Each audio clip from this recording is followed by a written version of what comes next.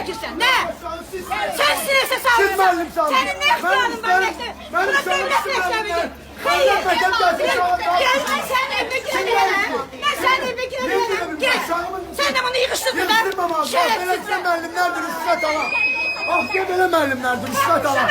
Rüşvət xor. Mənim uşağım ölümdən qayıdır. Mənim uşağım ölümdən qayıdır. Ama senin kimi, senin kimi, senin kimi,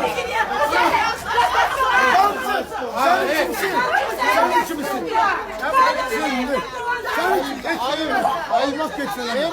Senin kimisin rüşvet almayayım benim anam. Süy müəllime. Şu anın önü üstüne çaktırıblar. Ne baş verdi? Baş gelmiş hüquqlarımızı tələb eləmə. Hüquqlarımızı bax beləsinə rüşvətxor müəllimlər tərəfindən. Uşaqlar 2-3 dənə valideyn öyrədiblər. Uşaqları bax beləsinə ala salırlar. Beləsinə tərbiyəsizlik olmaz. Bəstirin. Bax o müəllimə rüşvətxorun yeşəsidir. Mənim anam toyuq satıbsa məni saxlayıb yetimçiliyinə. Amma sən rüşvət ala bugünkü gündə uşaqlarımı saxlamısan. Rüşvət ala bax.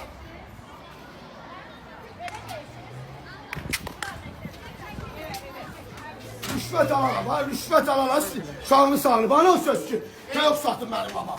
Mənim babam toyuq satıb məni saxlayıb, yetimçiliyinə. Amma sən, mən valideynlərin yeməyini yiyib çəkirəm. Götürün aparın. Görürsün onun o sözünü.